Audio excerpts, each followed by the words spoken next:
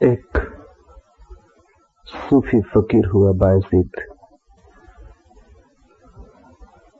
बैठा था अपने द्वार पर झोपड़े के। एक जिज्ञासु ने पूछा, धर्म क्या है, साधना क्या है, मार्ग क्या है?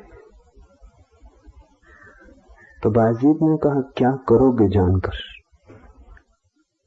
उस युवक ने कहा, मुक्त होना है बंधन से। बायजीद हंसा, जोर से हंसा जैसे पागल हो, और उसने कहा, पहले ठीक से पता लगा कर आओ, बांधा किसने जो बंधन से मुक्त होना चाहते हो? जब तक इसका पक्का पता लगा कर ना आओगे तब तक मैं जवाब देने वाला नहीं। कहते हैं युवक गया, वर्षों के बाद वापस लौटा। वही पागलों जैसी हंसी अब उसके पास भी थी। बायजीद ने पूछा, लगा लिया पता? उस युवक ने कहा, अब कुछ पूछना नहीं, सिर्फ हंसी का जवाब देने आया हूं। खुद ही बांधा था और बंधन से मुक्त होने की तलाश भी चालाकी थी। वो भी उस मूल सत्य से बचने का ही ढंग था। पूछता था, कैसे मुक्त हो जाऊं? मार्ग की तलाश भी स्थगन पोस्टपोन थी, पोस्टपोन करने की विधि थी कि जब मिलेगा मार्ग तब पहुंचेंगे, जब मिलेगी विधि तब बंधन कटेगा। जब मार्ग ही पता नहीं, विधि का पता नहीं, तो कैसे बंधन के बाहर निकलेंगे? ठीक किया तुमने कि जवाब न दिया और पागल की हंसी हंसे। वो हंसी चोट कर गई, वो मन में गहरा घाव कर गई। बहुत खोजा, जैसे जैसे खोजने लगा वैसे वैसे साफ होने लगा कि बंधा तो मैं ही हूं, बांधा किसी ने भी नहीं। और जब मैं ही बंधा हूं तो मुक्त होने की जरूरत क्या है? मत बंधो और मुक्त हो गए। ये पहली बात समझ लेनी जरूरी है। मोक्ष की खोज भी तरकीब है, वो भी उपाय है बचने का। अन्यथा तुम अमुक्त हुए कब? बांधा किसने? बीमार ही नहीं हो और औषधि की तलाश करते हो। औषधि मिलती नहीं तो तुम सोचते हो कर भी क्या सकते हैं हम। गुरु को खोजते हो, परमात्मा को खोजते हो, और उसे कभी खोया नहीं, वो तुम्हारे भीतर छिपा है। जब तुम खोज रहे हो तब भी वो मौजूद है, और इसकी हल्की झलक तुम्हें भी है। ऐसा भी नहीं है कि इस बात को तुम बिल्कुल भूल गए हो कि बांधा किसी ने नहीं। हल्की झलक तुम्हें भी है, क्योंकि ये इतना बड़ा सत्य है, इसे पूरा का पूरा भुलाया भी नहीं जा सकता। ये जंजीरें तुमने अपने ही हाथ से पहन रखी, हालांकि तुमने जंजीरों की तरह इन्हें नहीं पहना, तुमने आभूषण समझ के पहना। तुमने जंजीरों पर हीरे जवाहरात जड़ लिए, तुमने जंजीरें लोहे की नहीं सोने की बना ली। तुमने जंजीरों में बड़ा रस भर लिया है, अब तुम उन्हें छोड़ने में भी डरते हो, क्योंकि वे जंजीरें तुम्हें जंजीरें दिखाई ही नहीं पड़ती। कारागृह को तुमने खूब सजा लिया है, और कारागृह को तुमने घर बना लिया है। अब तुम पूछते जरूर हो कि कारागृह से कैसे मुक्त हो, लेकिन तुम भली भांति जानते हो कि तुम मुक्त होना नहीं चाहते, अन्यथा कौन तुम्हें रोकता है? घर में आग लगी हो तो तुम छलांग लगा के बाहर निकल जाते हो, तब तुम पूछते नहीं कि गुरु कहां, जिससे पूछूं मार्ग। तब तुम पूछते नहीं कि विधि क्या है बाहर निकलने की। तब तुम शास्त्रों का अध्ययन मनन नहीं करते। तब आग लगी है, इतना जानना हो गया कि मार्ग तुम खुद ही खोज लेते हो। लेकिन संसार के बाहर निकलने के लिए तुम पूछते हो मार्ग कहां। तुम निकलना नहीं चाहते। और आग तुम्हें शत्रु नहीं मालूम पड़ती, मित्र मालूम पड़ती। फिर तुम पूछते ही क्यों हो? अगर यही सच है कि तुम्हें निकलना नहीं, अगर यही सच है कि कारागृह को ही घर बनाने में तुम्हें रस आता है, तो बनाओ। फिर मार्ग क्यों पूछते हो? मन बहुत चालाक है। मार्ग पूछ के तुम दोहरी बात अपने को समझा लेते हो कि मैं कोई साधारण सांसारिक आदमी नहीं, मैं आध्यात्मिक हूं। बंधन में पड़ा हूं लेकिन निकलना चाहता हूं। क्रोध करता हूं लेकिन आकांक्षा क्रोध की है। काम वासना में पड़ा हूं लेकिन ध्यान तो ब्रह्मचर्य का है। ऐसे तुम अपनी गंदगी को भी आदर्शों में छिपा लेते हो। ऐसे तुम घाव के ऊपर फूल रख लेते हो। घाव को तुम मिटाना भी नहीं चाहते, घाव को तुम देखना भी नहीं चाहते, इसलिए तुम पूछते फिरते हो मार्ग कहां, विधि कहां, गुरु कौन, कैसे मुक्त हो। तुम्हारी इस बेईमानी से कौन तुम्हें बाहर निकाल सकेगा? ये बेईमानी तुम्हें पूरी खुली आंख से देखनी होगी। कष्टपूर्ण है। दूसरे की बेईमानी देखनी तो बहुत आनंदपूर्ण होती है, खुद की बेईमानी देखनी बहुत कष्टपूर्ण होती है, क्योंकि उसमें तुम्हारी अपनी ही आंखों में तुम्हारी प्रतिमा गिर जाती और तुमने बड़ी भव्य प्रतिमाएं बना रखी। बुरे से बुरा आदमी भी यही मानता है कि आदमी तो मैं भला हूं, कभी कभी बुराई कर लेता हूं, ये बात दूसरी। बुराई कृत्य है, आदमी तो मैं भला हूं, संयोग से, परिस्थिति से, मजबूरी से, भाग्यवशात बुराई कर लेता हूं, करना नहीं चाहता हूं। और जिस दिन सुविधा होगी उस दिन भूल के भी नहीं करूंगा। मजबूरी है, पत्नी है, बच्चे हैं, घर द्वार है, थोड़ी चोरी, थोड़ी बेईमानी, थोड़ा असत्य कर लेता हूं, लेकिन आदमी में बुरा नहीं हूं। बुरे से बुरा आदमी भी अपनी एक सुंदर प्रतिमा बना के रखता है। वो सुंदर प्रतिमा बुरा होने में सहयोगी है, क्योंकि उस प्रतिमा के कारण ही तुम बुराई के घाव को नहीं देख पाते।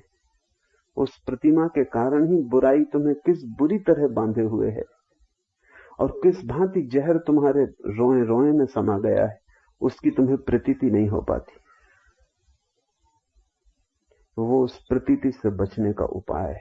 इसलिए तुम विधि पूछते हो, मार्ग पूछते हो। ये तो पहली बात समझ लेनी जरूरी है कि तुम बंधे हो क्योंकि तुम बंधना चाहते हो। ये कितना ही कष्टपूर्ण हो, लेकिन इसे तुम भली भांति समझ लेना कि जंजीरें तुम्हारे हाथ में हैं, किसी और ने तुम्हें पहनाई नहीं, तुमने ही पहनी है। दोष दूसरे पर डालना हमेशा सुगम है।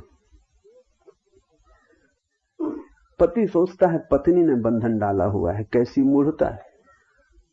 पत्नी सोचती पति ने बंधन डाला हुआ है, कैसा पागलपन। कोई दूसरा बंधन डाल कैसे सकेगा? अगर तुम बंधन न चाहो, एक क्षण भी कोई तुम्हें रोक सकता है? पत्नी रोक सकती है, पति रोक सकता है, बच्चे रोक सकते हैं, कौन रोक सकता है? दुनिया की कोई भी शक्ति तुम्हें बंधन में नहीं डाल सकती। तुम्हारी मुक्ति अपराजय है, उसे पराजित नहीं किया जा सकता। अगर घुटने टेक के तुम रुके हो तो तुम ही जिम्मेवार हो। कोई किसी को बांध नहीं रहा है, कोई किसी को बांध ही कैसे सकता है? कम से कम एक चीज तो ऐसी है जिस पे किसी का कोई बस नहीं, वो तुम्हारी आंतरिक परम स्वतंत्रता है। दोस्तोवस्की, रूस का एक बहुत बड़ा लेखक, बड़ा मनस्विद, बड़ा तत्वचिंतक, कारागृह में डाल दिया गया था। तो कारागृह से उसने अपने एक पत्र में लिखा है कि कारागृह आके मुझे पता चला कि दुनिया केवल मेरे शरीर को ही बंधन में डाल सकती है, मुझे नहीं। कारागृह में मैं उतना ही मुक्त हूं जितना मैं कारागृह के बाहर था। मेरी मुक्ति में कोई बाधा नहीं पड़ी। तुम्हारे भीतर के आकाश को कौन अवरुद्ध कर सकता है? लेकिन तुम सोचते हो पत्नी ने बांध रखा है। ऐसा हुआ कि शेख फरीद एक गांव से गुजरता था। 2-4 शिष्य उसके साथ थे। अचानक बीच बाजार में फरीद रुक गया और उसने कहा कि देखो, एक बड़ा सवाल उठाया, बड़ा तत्व का सवाल है और सोच के जवाब देना। एक आदमी गाय को ले जा रहा है बांधकर। फरीद ने कहा कि मैं पूछता हूं, ये गाय आदमी से बंधी है कि आदमी गाय से बंधा है? शिष्यों ने कहा, इसमें कौन सी बड़ी बात है, ये कौन से तत्व का सवाल है, और आप जैसे आदमी को मजाक करना शोभा नहीं देता। साफ है कि गाय आदमी से बंधी है, क्योंकि बंधन आदमी के हाथ में और गाय के गले में। तो फरीद ने कहा, दूसरा सवाल है, अगर हम ये बंधन बीच से तोड़ दें तो गाय आदमी के पीछे जाएगी कि आदमी गाय के पीछे जाएगा?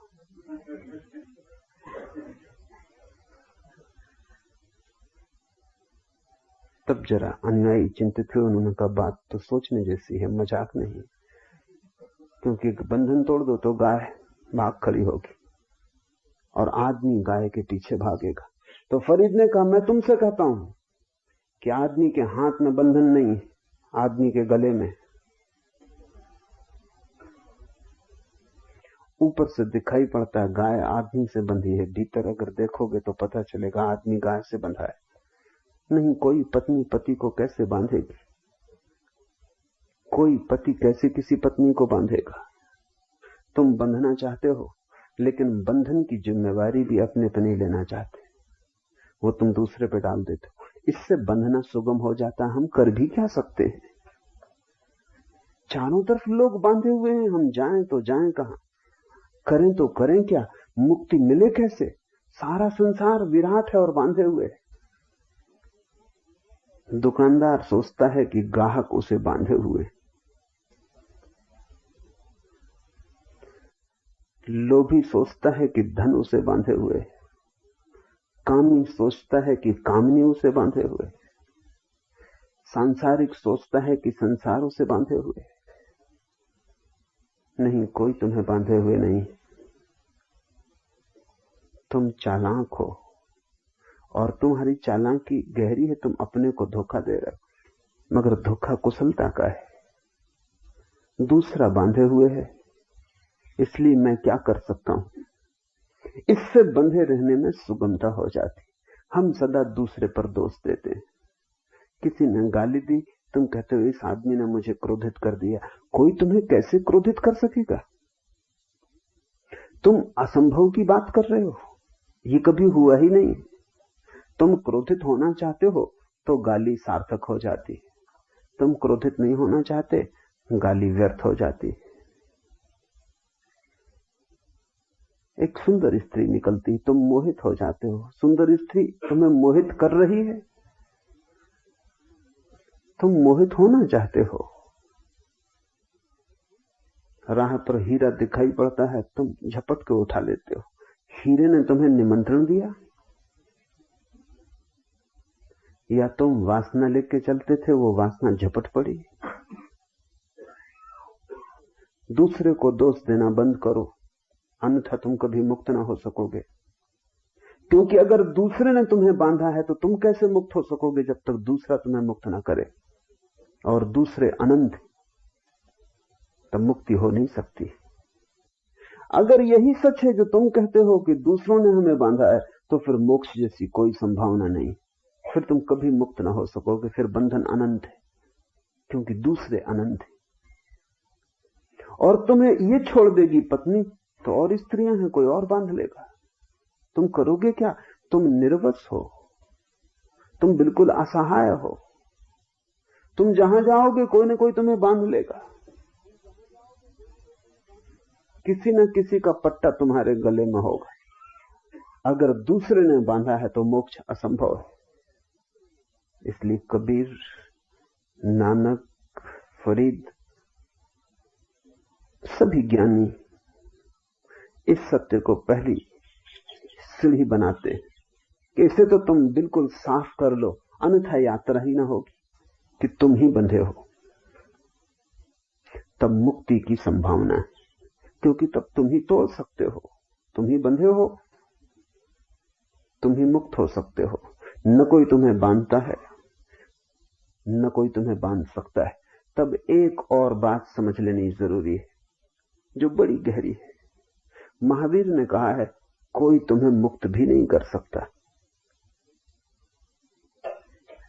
तुम कितनी ही पूजा करो, कितना ही पाठ करो, कोई तुम्हें मुक्त नहीं कर सकता। क्योंकि अगर कोई तुम्हें मुक्त कर सकता है तो कोई तुम्हें बांध सकता है। अगर दूसरे ने तुम्हें बांधा ही नहीं तो दूसरा तुम्हें मुक्त भी ना कर सकेगा। इसलिए महावीर कहते हैं, तुम इस भ्रांति में भी मत पड़ना कि कोई दूसरा तुम्हें मुक्त कर देगा। महानतम गुरु भी तुम्हें मुक्त नहीं कर सकता, क्योंकि दूसरे के द्वारा मुक्त होने की संभावना तभी है जब तुम दूसरे के द्वारा बांधे गए हो। इसलिए बुद्ध कहते हैं, बुद्ध केवल इशारा करते हैं कि बंधन कहां है। बुद्ध मुक्त नहीं कर सकते। बंधे तुम हो, मुक्त भी तुम ही होगे। महावीर बता सकते हैं कि बंधन कैसे कटता है, बंधन क्या है, लेकिन महावीर तुम्हारा बंधन नहीं काट सकते। और ये शुभ है कि कोई दूसरा तुम्हारा बंधन नहीं काट सकता। नहीं तो इधर महावीर काटेंगे, कोई दूसरा बांध देगा। जब काटा जा सकता है तो बांधा जा सकता है, जब बांधा नहीं जा सकता तो काटा भी नहीं जा सकता। इसलिए गुरु तुम्हें मार्ग दे सकते हैं लेकिन चलना तुम्हें। गुरु तुम्हें विधि दे सकते हैं लेकिन विधि का उपयोग करना तुम्हें। गुरु इशारा कर सकते हैं लेकिन इशारे को जीवन बनाना तुम्हें। गुरु कैटालिटिक एजेंट हो सकते हैं, उनकी मौजूदगी में तुम जाग सकते हो, लेकिन जागना तुम्हें। और बड़ी कठिनाई यह है, कबीर ने कहीं कहा है कि सोए हुए को जगाना आसान, लेकिन जो जागा हुआ पड़ा हो उसको जगाना असंभव। तुम उसी हालत में हो दूसरे। तुम बिल्कुल सोए भी होते तो हिला के तुम्हें जगाया जा सकता था, तुम बन के सो रहे हो। तुम चादर ओढ़ रखी है, आंख बंद किए पड़े हो, तुम सब भांति दिखला रहे हो कि तुम बिल्कुल गहरी नींद में हो और तुम जागे हुए हो। तुम्हें कैसे जगाया जाए? नींद हो टूट सकती है, झूठी नींद को कैसे तोड़िएगा? तुम धोखा दे रहे हो। आत्मवंचना तुम्हारा करीब करीब स्वभाव बन गया है।